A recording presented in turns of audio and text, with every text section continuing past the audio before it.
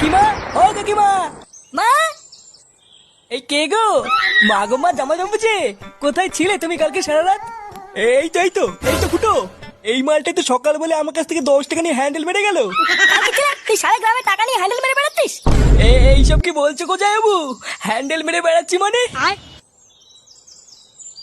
মা গো মা, এটা কে গো জামাইবাবু? আমি তো একে ঠিক চিনতে পারলাম না গো। এ কি ঢ্যামনা হোমো গো ফুটো। সকাল বলে হ্যান্ডেল মেরে গেল, আবার বলে গেল পরের দিন আসবো, আর এখন বলে নাকি চিনতে পারছি না। এই কি হয়েছে রে, এত চেঁচামেচি কিসের? এই দেখো বাবা, আমি তোমাকে বলেছিলাম না হোমচ থেকে বাড়ি থেকে বের করো। আজ ভোরবেলায় পুরো গ্রামে 10 টাকা নিয়ে হ্যান্ডেল মেরে বেরিয়েছে। এইসব কি বলছিস? ফুটো ঠিকই বলছে কাকু। এই দেখো, মদনকে জিজ্ঞাসা করো, আজ ভোরবেলায় মদনের কাছ থেকে 10 টাকা নিয়ে ওর হ্যান্ডেল মেরে দিয়েছে। ইয়ে মানে হ্যাঁ গো নান্টুদা।